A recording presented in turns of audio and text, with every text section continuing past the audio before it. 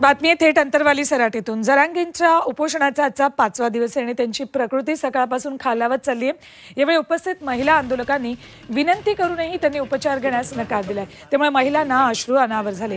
दरम्यान सरकारने तातडीने मागण्या मान्य कराव्या अशी मागणी आंदोलकांनी केली। या आंदोलकांच्या भावना जाणून घेतल्यात आमचे प्रतिनिधी नितेश महाजन यांनी।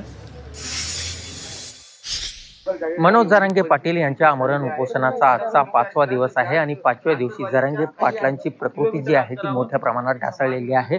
आज सकाळपासून त्याच्या नाकातून रक्तस्राव होतो आहे।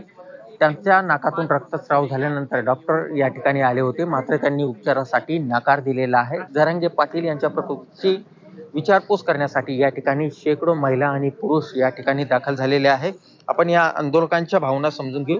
ताई, मला सांगा, सकाळपासून जरांगे पाटलांच्या नाकातून रक्तस्राव होतो आहे, उपचारासही त्यांनी नकार दिला है, तुम्ही काही विनवणी केली का त्यांना? अमृत नोनी आर्थो प्लस ये एक प्रूवन फॉर्मूला है। इसमें मौजूद नोनी फल के गुण और आयुर्वेदिक जड़ी बूटियां शरीर को जरूरी पोषक तत्व देने के साथ साथ हड्डियों और जोड़ों के घिसने, उनमें होने वाले सूजन और दर्द को रोकने में मदद करता है। दर्द मुक्त जीवन के लिए अमृत नोनी ortho plus.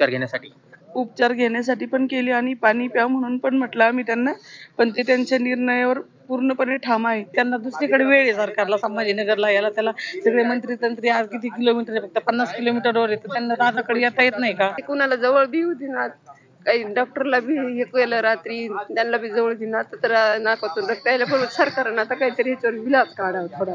Nitesh Mahajan, Zee Media, Antarwali Sarati. बातमी जरांगेंबाबतचीच, पण थोडक्यात। आपला जीव गेला तर महाराष्ट्राची लंका होईल असा इशारा मराठा आंदोलक मनोज जरांगे यांनी सरकारला दिलाय।